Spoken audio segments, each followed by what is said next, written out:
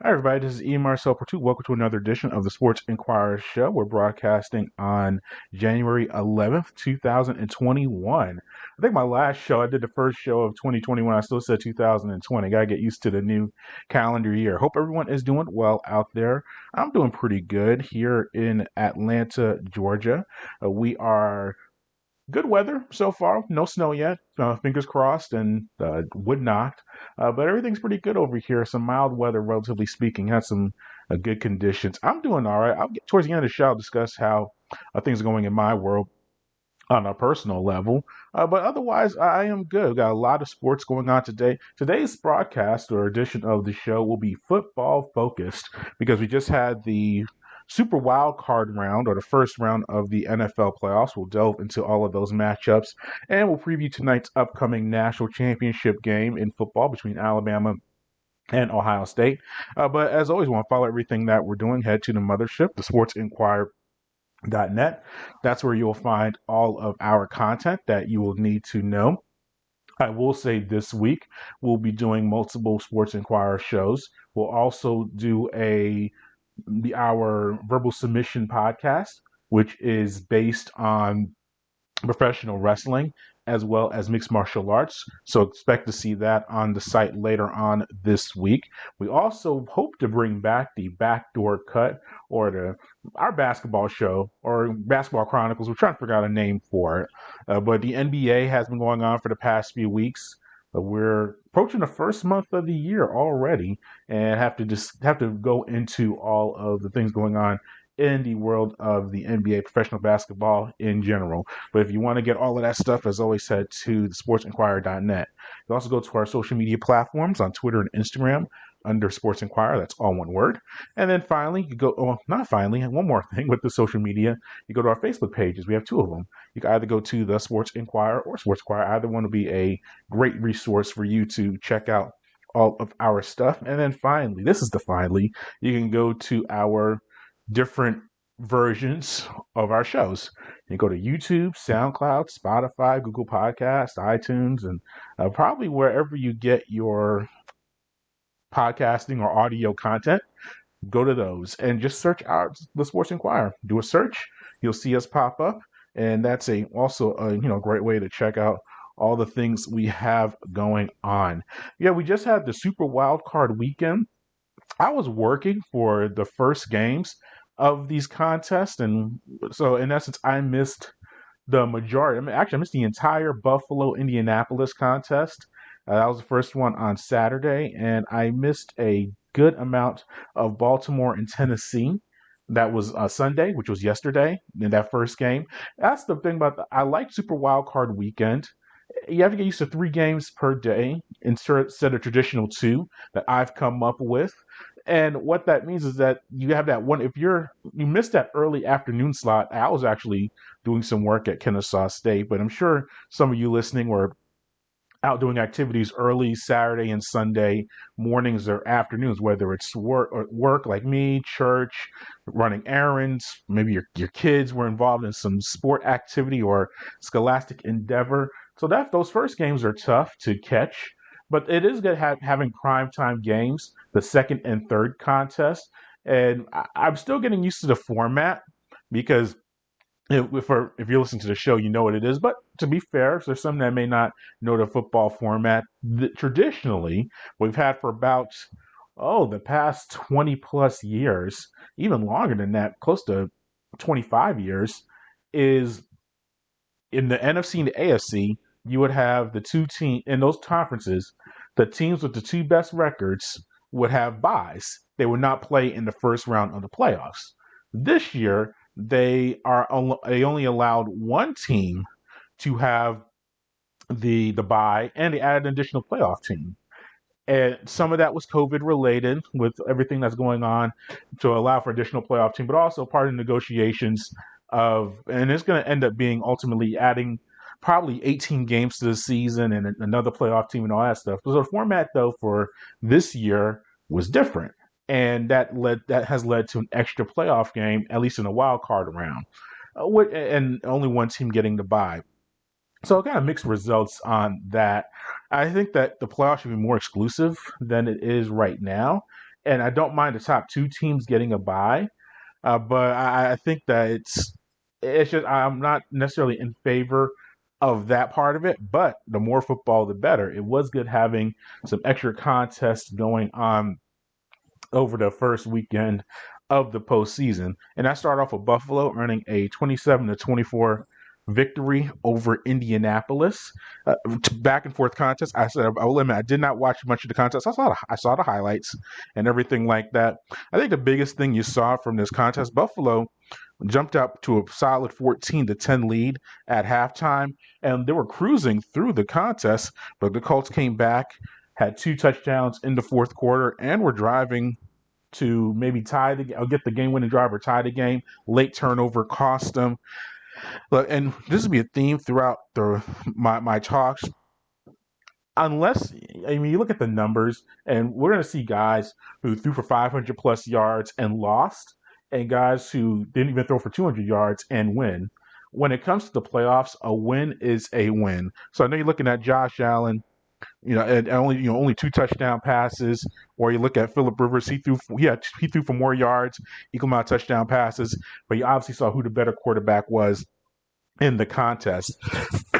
And some are saying that you should be very concerned about Buffalo and what they're going to do in the postseason. I disagree with that. Indianapolis, maybe it's because they are based in Indy and it's a smaller franchise than many of the other ones that get coverage, but that's a top 5 defense overall. So Buffalo still being able to get the win, I think that's a good sign that they went through adversity, got the victory, and are able to move on to the next round. And I think the theme of this postseason, well, at least for the first round, a lot of teams exercising playoff demons. Buffalo had not won a postseason game since 1995. That's a generation ago. You have children of the children that were born in 1995 in a legitimate way. I mean, we're talking 25 years. So that's a generation of Buffalo fans or supporters that had not seen a playoff victory. So I thought that was a very big contest for them to get the win. And now they can host Buffalo, Buffalo now gets host Baltimore, were able to win their contest at Tennessee 20-13. Similar deal. I was saying about the statistics. You look at Lamar Jackson, only threw for 179 yards, had an interception. He did rush for 136 and have a touchdown. But their win is a win. And you look at Baltimore's style of play, this is what they like to do. They're going to run the ball for 200 plus yards just coming off the bus and walking into the stadium. If they want to run for 300 to 400 yards per contest. Lamar Jackson, he's not going to throw for 350 yards and 4 touchdowns. He's not going to have that Pat Mahomes, Aaron Rodgers type of stat line. That's not his style of game. His biggest thing was to get a playoff victory on the road, and he was able to do that. Had that long 48-yard touchdown run to really put the game in control. And with the Baltimore team, you have to respect their defensive effort, limiting Derrick Henry to only 40 yards on 18 rushes. I mean, this man rushed for 2,000 plus yards in the regular season, limiting Ryan Tannehill to only 165 passing yards. When they have 2,000-yard receivers in their group, that was a tremendous, and obviously the big play of the game at the very end, Marcus Peters with the interception of Ryan Tannehill when the Titans were trying to drive down the field to at least attempt to tie the game. That was my biggest impression from that contest. Wasn't necessarily the offensive effort of Lamar, and that's where you have to be very careful with the narratives that you hear. You look at the story of Lamar Jackson, he can't win the big one, he can't win in the postseason.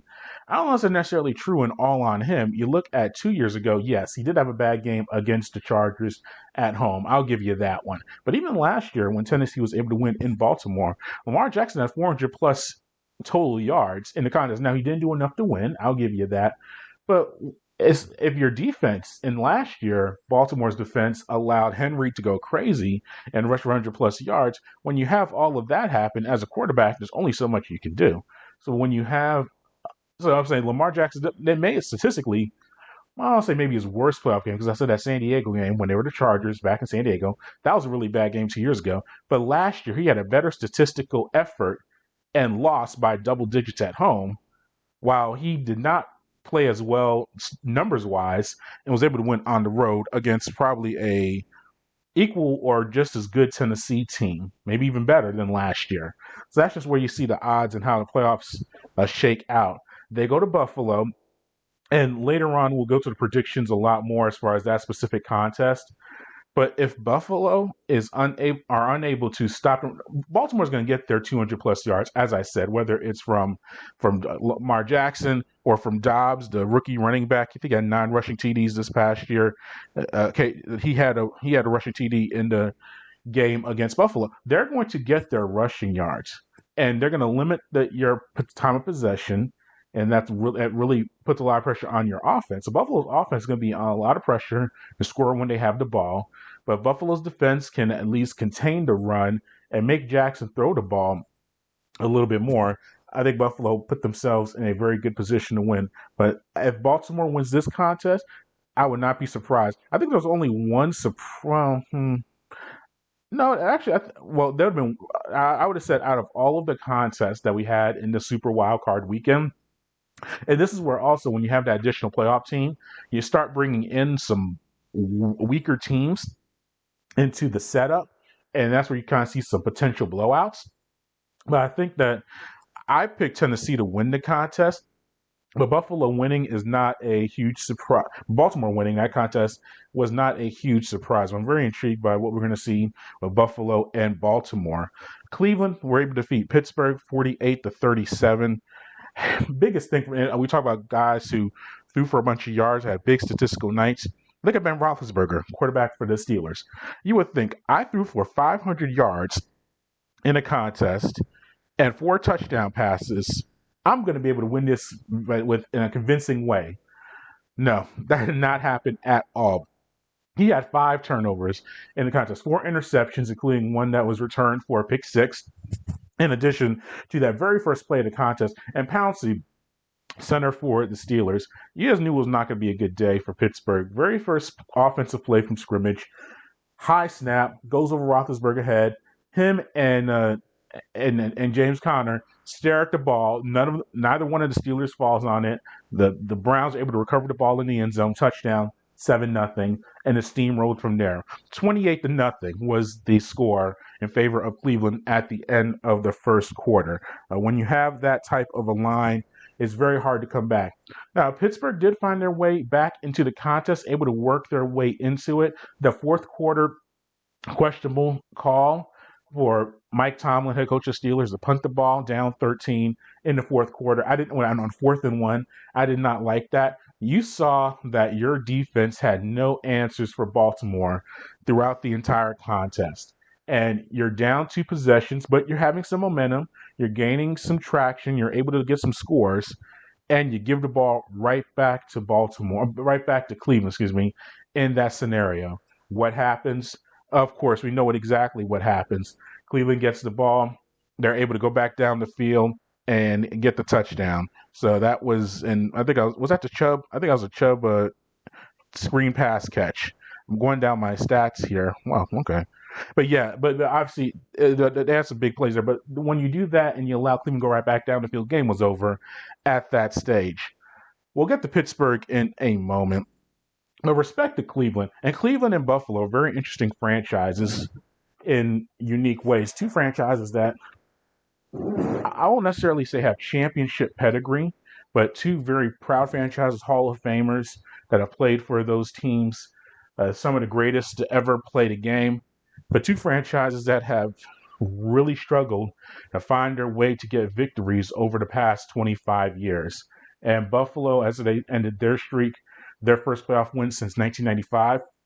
Cleveland was the same deal. It was 1994 since their last playoff win. And while you have the Bills Mafia, because I grew up in New York State, I know several Buffalo Bills fans. And every time you walk around, you'll find a Bills fan. They're spread out all over the country. Cleveland is even bigger in that regard. I've known Cleveland fans since I was in college. And those 2 cities identify so much with their football franchises. I think every city identifies with their football franchise in some way. But I look at Cleveland and I look at Buffalo as cities that when you think of Buffalo, I mean, I'm very sports centric, but I mean, there's more to life than sports. But from a sports perspective, you think of Buffalo, you think of the Bills. Well, Cleveland, yes, I know LeBron James had a great run with the Cavs. He won a championship and everything like that. But when you think of Cleveland, you think of the Browns. And those two teams, they're able to get playoff victories this week was very big for them. And Cleveland, look, Baker Mayfield, polarizing player. Is he the best quarterback in his draft class which includes Lamar Jackson and Josh Allen? Probably not. But I think his personality, and he's matured, and with that maturity has come a sense of presence for that team and that franchise. I think he's a very good fit for that franchise and what that team is trying to achieve. Look at his ninth, though 263 passing yards, 3 touchdowns, no interceptions, no turnovers. That's his biggest issue. And that's what he's improved most on from the first 2 years of his career. Now he's in year three. Now, the offense is much better. They run the ball a lot more when you have guys like Nick Chubb and Kareem Hunt. And Hunt had 2 touchdown runs in the victory against Pittsburgh. And you have literally multiple all pros and pro bowlers on your offensive line. That helps you have a lot of balance. And I still think he threw the ball too much in that contest. I mean, he had a very productive night. And yes, no turnovers. That was very good. But there were times during that contest where it was 1st and 10, and they were up by double digits in the second half. And I'm like, just run the ball and bleed some clock out. But they're still throwing the ball. They like to throw it a lot. That's what they do. But I think a very efficient night for the Cleveland Browns, and it's just a very important victory for them. And you gotta give them credit. They were hit with COVID this past week. All teams have been, but it was really bad timing. They're missing multiple defensive backs, missing their head coach. Stefanski, who was in isolation, is dealing with COVID. So to go to Pittsburgh and get a win in that fashion is very impressive and should not be ignored. Before we move on to their contest against Kansas City as far as Browns go, I look at Pittsburgh, and it's just a broken franchise. And you think they won their first 11 games of the season, were undefeated. Even when they were going through that run, I don't think too many people, including myself, necessarily thought this was a championship team. You saw the injuries starting to happen on defense with Bud Dupree and with Devin Bush. Those two guys getting hurt. Probably when two of your three best defensive guys are out, and they would put all the pressure on Watt to rush the quarterback, and that really hurts your efforts.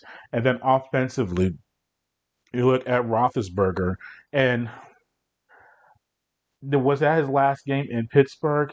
I don't know. When I went to bed last night, I was like, you gotta shut it down. He's gonna retire. He's not gonna come back for this. But then I looked at the numbers, and I was watching one of the sports morning shows, just flipping the channels, and someone brought up a very good point. And if I remember who it was, I'd give him credit. Well, we always do here. I don't steal ideas. But he brought up a good point. It's like in the 60s and 70s, we had guys like Roger Staubach and Joe Namath and whoever your legendary quarterbacks were from that era, even into the early to mid 80s. Guys were getting beaten up and not making much money. Now they were making money, like good money, but when you look at the equivalency of it, you're getting beaten up and bruised, and you're only making $500,000. You're going to shut it down at 32 or 33. It's not worth it, relatively speaking, to everything that's going on. Roethlisberger is due 30 plus million, I think close to $40 million next year. You think he's walking away from that? No, he's not going to walk away from that money, especially after he threw for 500 yards. And he's going to talk himself into saying, this past year I was dealing with the elbow injury in the offseason, and I couldn't get myself right and in shape. I'm going to be healthy going into this offseason. I'm going to come back ready and motivated, and plus I get to make 30 plus million dollars. He's not going to go anywhere. And in Pittsburgh, do you cut him? Do you trade him? Well, I don't think he's tradable in any way. Do you go to him and try to reduce the salary? I think it's only 1 year left on the deal. So it's not a long-term deal. He has this upcoming year next year. It will be his last year on the contract. Do you pull a Phillip Rivers like Indianapolis did and just let him play out the final year of his contract without a new deal? They'll have to figure all of that out. But they're going to have to. Obviously, they got unlucky on the defensive end with their injuries. That's bad. But either Roethlisberger is going to have to get in better shape and be able to throw the ball down the field more, or the offensive his receiving options. And I heard people saying they have a lot of options on offense. Do they really? I think Connor, a great personal story, him coming back from cancer, but on the field, I think he's been very inconsistent as the running back. Juju Smith-Schuster, we've talked about him before. That whole stomping on the logo against Cincinnati a few weeks ago, and obviously the Bengals were able to win the game. He talked about how he didn't respect the Browns coming into the contest. I'm not a big bulletin board type guy and think it really matters at the professional level, but he's talked a lot this year and has not produced. He needs a timeout from social media. We all know this, but he has underwhelmed. A lot of their other receivers are underwhelmed as well. You add all that together, and you have a team that was really fortunate to be a division winner, quite honestly. And I think they have to. And I don't know where they. Obviously, you can go and get somebody. Joe Hayden did not play as well for Pittsburgh this contest. I think that hurt him in the passing, defending the pass in a big way. So you figure maybe their defense comes back a little healthier, and the offense maybe they improve overall. But you got to admit that Baltimore and Cleveland are coming for that division title. We saw Baltimore win it last year just alone. So I think Pittsburgh, do they make a run at a quarterback? I think you have to consider it and you have to acknowledge it and give it a look, whether it's through the draft or I don't know if the Jets, if they end up making will Sam Darnold look good in black and gold? If the Jets decide to draft a quarterback at number 2 pick in this upcoming draft, possibly. But they do have to explore some of their options because they cannot run it back with this team as it is currently slated and hope to be a championship caliber squad. So in the AFC, and they go to Kansas City. I think, and I said we'll predict the game later on in the week, but if you don't get to listen to that show, I think Kansas City is really primed to make a run here. You look at the other teams available. You look at either Baltimore, Buffalo, and now Cleveland. I think Kansas City is better than all of those squads, and I think especially playing at home and with the week of rest. I don't know if Cleveland's defense can really hang with Kansas City, and that's going to be a problem. I know they scored 48 points at Pittsburgh, but they also got a lot of help with turnovers. I don't think Kansas City is going to turn the ball over that much. And you have to be able to score in a straight up game if turnovers are not a big issue. You got to get into 30 to 35 points to defeat Kansas City. And I don't know if Cleveland's offense is good enough to do that. But it should be a very intriguing contest. Pat Mahomes versus Baker Mayfield as far as quarterback battles. A lot of talent on both sides of the field. Hunt goes back to Kansas City, the running back for the Browns, after his disgraceful exit from the Chiefs. So a lot to look forward to in that contest. Moving on to the NFC, Tampa was able to win their first playoff game since the early 2000s, defeating Washington 31-23.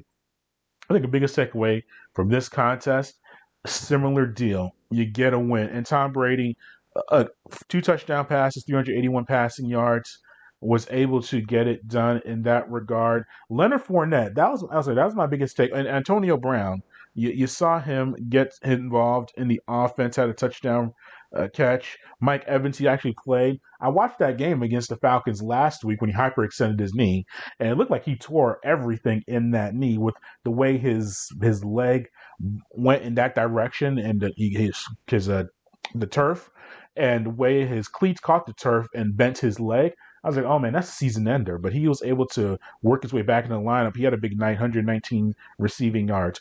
But Leonard Fournette was a story for me. We all know about their offensive, who they can throw to. Mike Evans, Chris Godwin, Antonio Brown.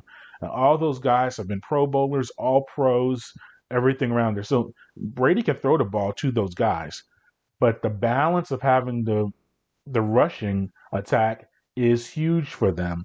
And whether it was with Fournette, or whether it was whoever running back they could find to do that was very important. So Fournette going for 93 rushing yards and a touchdown does not sound like a big night for anybody, but that was able to take the pressure off of Tampa having to defend that front seven of Washington, which is very strong. It was able to limit that pass rush. And once they were able to establish the run, you saw Brady able to find open targets on the field. That's huge for them. So I thought that when I saw that game, and yes, in Washington, we know they're very limited, especially on the offensive end with their quarterback situation and everything going from there. I mean, the offense they just did not have enough offense to hang with Tampa. And look, we all know that Taylor Hensky it's a cute story. I mean, he's worked his way into the league and found his way into a starting spot. But it's been a quarterback carousel between Dwayne Haskins, who's not even on the team anymore, to Alex Smith, who we know is working his way back from injury with that broken leg, and he's been unable to stay healthy through the entire season. Washington was really working with an arm behind its back, tied behind its back, not literally, but I guess for the quarterback is kind of an appropriate metaphor or simile as far as what they're dealing with. So you put all of those things together. Yes, Tampa did have to face a really strong offense as far as on the defensive end, but I thought Fournette being able to establish himself as a big runner for them, especially with Ronald Jones who was out for the contest. Tampa needed that guy, and that's what Fournette was able to produce for them, be able to provide for them. So I thought that was a very big development. And now Tampa goes to face New Orleans, who were able to defeat Chicago 21-9. Not much to say really about this contest. I thought it was probably the least entertaining contest out of all of the ones we saw this past weekend. New Orleans, it was all about getting their guys back healthy and ready to go. Michael Thomas, he came back.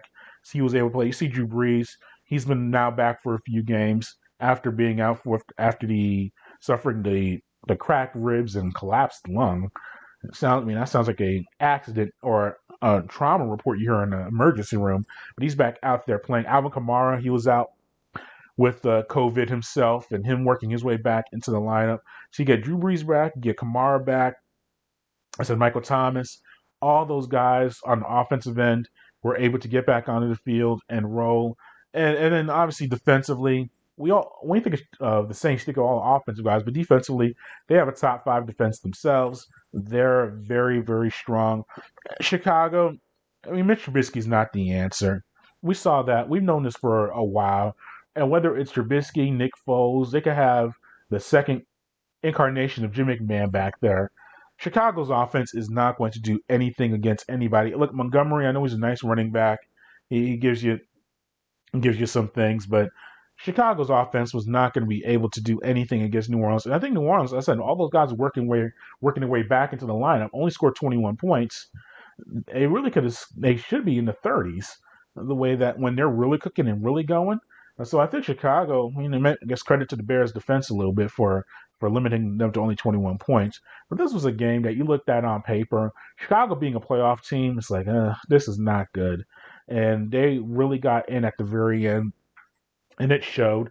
Chicago's in a weird spot right now. They are in NFL purgatory. And Atlanta fans based here with the Falcons, who are based in Atlanta, are very familiar with this. You're not bad enough to be in the top 5 in the draft. And I know people say you can find talent anywhere in the draft and good evaluators. If you're looking for elite talent, as far as game-changing talent, I know they're the Russell Wilsons and the Tom Brady's and Aaron Rodgers you find later on in the draft. You need some top 5 guys. Top 10 guys, really. I'll say top 10. I'll be fair. Because Josh Allen, for the quarterback for the Bills, he was a top 10 guy, not necessarily a top 5 guy. But you put all that together, you need that be in that level to get talent, or you want to be in the playoffs, be in the top, be content for a championship. If you're stuck in the middle between the 10th and 20th best team in the NFL, that's not good. That means you're going to be finished about between 7 and 9 wins. Maybe you get lucky, get 10 wins. You may make the playoffs, you may not. You lose in the first round like Chicago, and you're just stuck in the middle. We don't know about their quarterback. We don't know about their head coach. I think Nagy, for an offensive guru, has not shown a lot of offensive guruism. That's a word. The general manager. I think if you that taking Trubisky over Deshaun Watson and Pat Mahomes is going to stick with that regime for a very, very long time. And as long for every Bears fan and every Bears supporter, they're going to see Trubisky walk every time Trubisky walks out there and they see Nagy on that sideline, and their general management stay the same. They're going to have that same feelings like, man, we could have had two future Hall of Famers, and we got Mitch Trubisky. Similar to here in Atlanta with the Falcons. Whenever you've seen Dan Quinn, Thomas Abitroff, even Raheem Morris, you think about 28-3. You think about that Super Bowl a few years ago that you lost to the Patriots. Because Dirk Cutter, he wasn't with the team then, but you get what I'm saying. But it's that same regime of I see those guys, I think about the time we lost Super Bowl and the worst professional loss that I may have ever seen. So you put all that together, and it's time for a regime change. But with Chicago, you just made the playoffs. How do you fire a coach that made the postseason? How do you get rid of a quarterback that statistically did not have the worst season in the world and won a few games, had a winning record, and led you to the playoffs? How do you do that? It's very tough. And that's where the Bears are right now. But we'll see what happens with them. And then finally, the Rams are able to defeat Seattle 30-20. I think this was a very big game for Jared Goff. Obviously, he was not slated to start the contest. There was the backup quarterback was going to be in there for Wolford for the Rams. He was going to be the star. He started the contest. He suffered a really bad injury, head injury. He was knocked out of the contest. Jared Goff came into the game, and look, his numbers weren't too impressive. 155 passing yards, one touchdown throw. But that's not very impressive. But him getting into the contest, there have been questions about Jared Goff. If he's the franchise guy, is he the future for the LA Rams in the QB position? But he was able to go in there, settle things down, and I think he'll play a lot better this upcoming week against Green Bay. You give him a full week of starting. He's a full week healthier from that thumb surgery. He gutted it out and was able to get the win. But Cam Akers was the big story offensively for the Rams. 131 rushing yards and a touchdown. Really able to help lead that Rams offense. Seattle, you just look at their team right now. Russell Wilson, 174 rushing yards, 2 touchdowns, sacked 5 times. That Rams defense was really, really strong. Obviously led by perennial All-Pro. It's scary when you say someone's a perennial All-Pro, not perennial Pro Bowler. And I don't look. And it's very tough to say he's going to be the best interior defensive lineman interior defensive lineman of all time.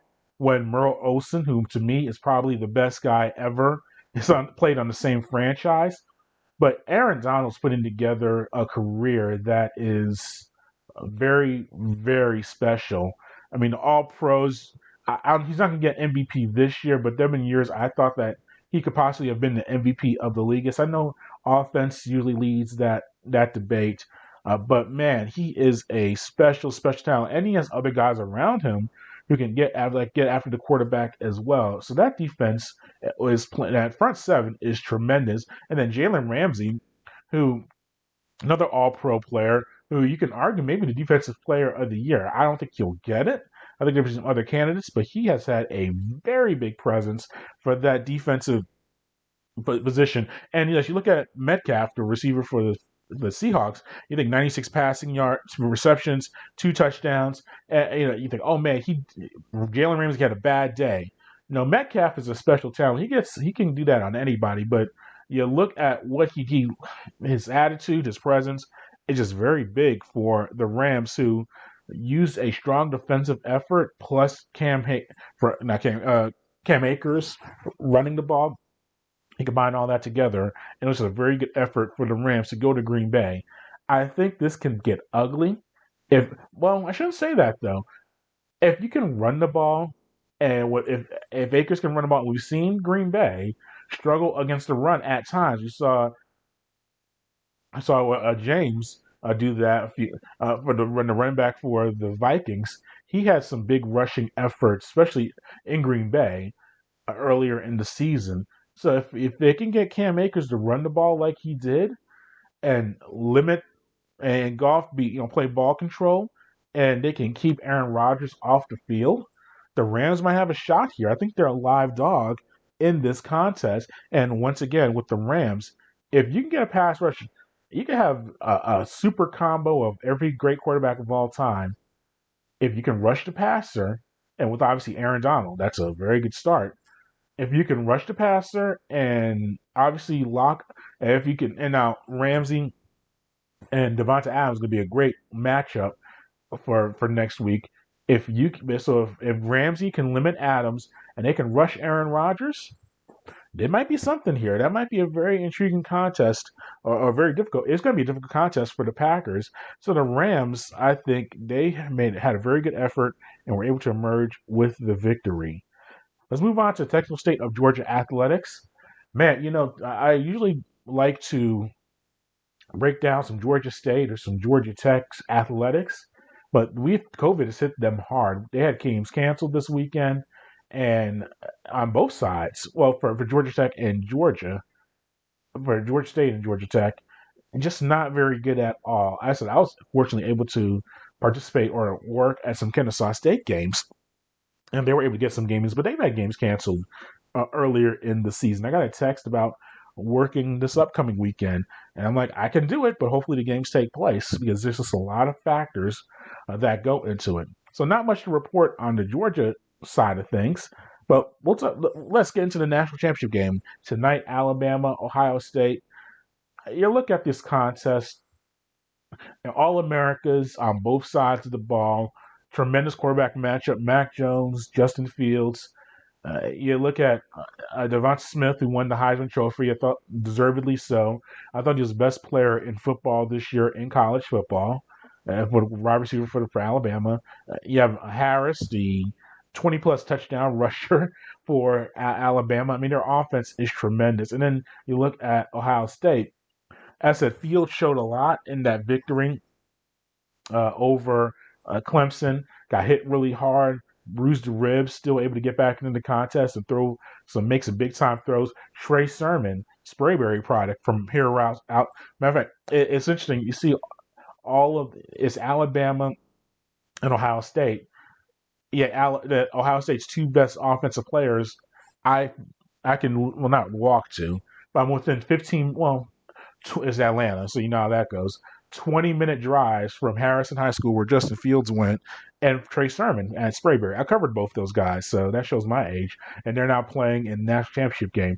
But no, Trey Sermon went to Oklahoma originally, transferred into Ohio State, rushed for a big yardage against Clemson, and that was really what helped give that balance of offense for Ohio State. I think with Alabama and and Alabama's defense, I said this is you see this contest. Well, it's really become college football. The three best teams are Alabama, Clemson, Ohio State, and then everyone else kind of tries to get in there. Yes, I know you Oklahoma people and you Georgia people, Notre Dame, and some of you other squads try to knock on the door and say, "Hey, what about us?" No, it's those three teams, and they kind of rotate who's going to play. And then you have a team like LSU may pop up after like last year and make their presence felt, obviously winning the championship. But for the past 5 years, it's been those three squads as far as the elite of the elite. And this year, the roulette turns up Alabama, Ohio State. As I said, if Alabama wins, it would be less surprising. I'll put it that way, as far as who you think can win the game. But if Ohio State wins, when you have guys like Sermon and Justin Fields that can go off and dominate a contest, it's not a surprise if they're able to emerge with a victory. I'm personally going to go with Alabama because I think that, well, I can see Alabama get into the 30s and 40s offensively. I don't know if Ohio State's going to be able to do that with their offense against Alabama's defense. So that's my prediction. We'll do a show in the very near future and recap that contest. And finally, miscellaneous department, I'm doing real good, man. I'll admit I've been home over the past few weeks dealing with stuff, but I feel much better and doing good. So that's very good. Starting to get back more into the real world. Able to go to the store. I started doing some stuff for Kennesaw State, going to the park, just walking around the neighborhood, experiencing the real world is very important. And I think it's with all that's going on in the world. Yeah, as I said, I think I've mentioned, we haven't done a show since the attack on the Capitol. And I put it even on Twitter, like how I don't get political, and I don't really get political on the show. I think if you hear me talk about certain things, you kind of figure out maybe where I'm leaning on certain things, or maybe not. And I think that's intentional. But obviously, we saw some treasonous acts in the Capitol this past week with protest. Well, I don't even want to call them protesters. We got to get out of that habit of saying protesters.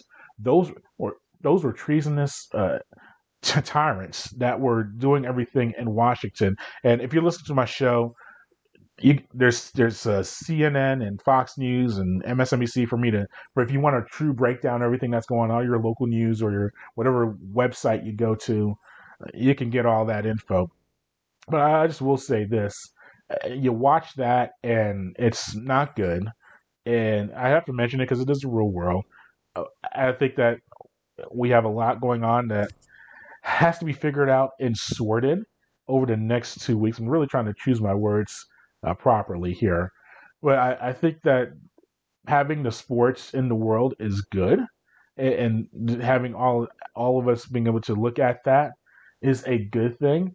And I think it's a rough time right now too, because a lot of us are socially distancing and trying to be safe. Most of us are, I should say. And it's it's kind of like Groundhog Day for a lot of us. We're home. We go to work or maybe go to school. We may go to our local shop to pick up some food or clothing or whatever you need to do, and then you're probably home for the most part. And there's a lot of isolation and a lot of alone time, and that messes with your mental health. And then you see what's going on in the Capitol and all of the politics on all sides of it. You put all that together, it can be tough times. So hopefully all of y'all are doing well out there. I've tried to, I said, go outside more and get some air and take care of your mental and physical health. That's all important. I've been watching the Netflix a little bit more, so that's been good. I've enjoyed watching. I talk about all this positivity, and then my new favorite show. Well, it's not my new favorite show, but it's one of my favorite shows on Netflix is World's Toughest Prisons. So it's like, and I don't find comfort in seeing people incarcerated in that way. But it is interesting seeing how the world deals with those who are criminals and have committed those type of acts and how they're treated. And this season, they've gone to the Philippines. So they did that show. They've been to. They're going to Greenland. I'm finishing that episode up probably within the next day or so. So you're putting all that together, seeing how to handle all that stuff in prison. I saw The Politician the first 2 seasons. Thought it was very good, and seeing how the run for a high school president of a prep school in California kind of has tentacles of how the current political system is. I thought that show was very good. But yeah, I'm starting to watch some more than Netflix and doing all of that. Just get some different things going on. Because honestly, there's only so many basketball and football games you can watch in your home. You got to diversify yourself and diversify everything that's going on. So I've been doing that quite a bit. And yeah, so that's everything going on in my world. I hope everything is going well in your world as well. So that's going to conclude our show for today. Thanks for listening. And as always, head to the sportsinquirer.net, and that'll get you everything that you need to get for our show. You also go to Twitter and Instagram on the Sports Inquirer. That's all one word. Facebook. Go to The Sports Inquirer, do a search, and you'll find us. And subscribe to us on YouTube, SoundCloud, Spotify, Google Podcasts, and iTunes under The Sports Inquirer. Until next time, good fight, good night, and be safe.